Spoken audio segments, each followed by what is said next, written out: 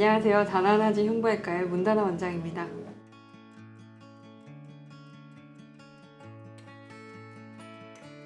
하지정맥류로 인한 재발은 적게는 20%, 많게는 80% 정도의 가능성을 갖고 있습니다. 수술한 혈관에서 재발할 확률은 사실 수술에 따라 조금 다를 수는 있지만 100명 중에 5명 정도로 높진 않지만 결국 수술한 혈관이 아닌 다른 혈관에서 재발할 확률이 그렇게 높다라고 생각하시면 될 것 같습니다. 그래서 의사 선생님들은 수술이 잘 되어 있습니다 라고 하는 부분이 있는 거고요. 수술하지 않은 다른 혈관에서 생기는 원인은 첫 번째로는 하지정맥류의 원인과 똑같습니다. 아무래도 유전적인 것, 타고난 것이 있기 때문에 만들어진 혈관 자체가 약하게 만들어지신 분들은 재발할 수가 있고, 원래 갖고 있던 생활 패턴이나 생활 습관을 바꾸기란 쉽지 않기 때문에 그런 습관들이 반복되다 보면 다시 다른 곳에서 재발할 수는 있습니다.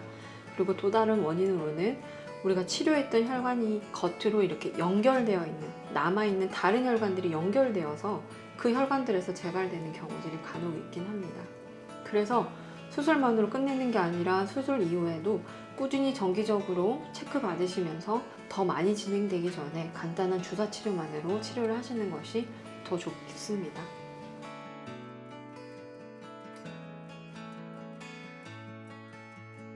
저 같은 경우는 오시는 분들에게 수술 부분은 당연히 잘 되어 있지만 나머지 새로 생겨난 연결되어 있는 혈관들이 작은 가지에서 정맥에 역류가 보이는 경우에는 치료를 하기도 하고, 간혹 증상이 나타날 때 그때 치료를 할 수도 있다라고 환자분에게 설명을 드리긴 합니다.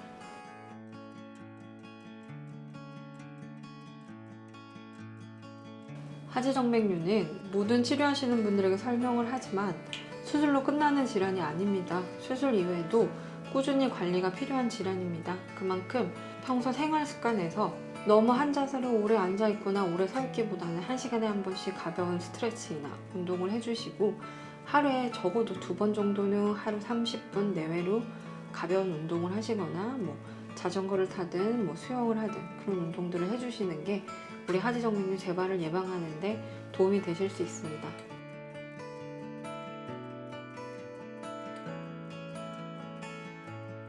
하지정맥류 수술 이후에 증상들로는 첫 번째로는 무엇보다도 생각하기 쉬운 건 수술 전에 있었던 증상들이 나타났을 때 비슷한 증상들이 수술 전에 무거웠다면 비슷하게 다시 무거움이 시작을 했다든지, 아니면 또 다른 증상으로 다리에 쥐가 난다든지 다리에 피곤함이 있다든지, 수술하고 괜찮다가 갑작스럽게 다리에 부종이 생겼다든지, 그런 다리에 불편감들의 증상이 시작되었고 그 빈도수가 늘고 있거나 한번 생긴 증상이 자꾸 반복된다면 그럴 때는 검사를 다시 받아보시는 게 좋습니다. 물론 눈에 보이는 혈관들이 더 많이 눈에 띌 때도 한번 고민해 볼 수는 있습니다.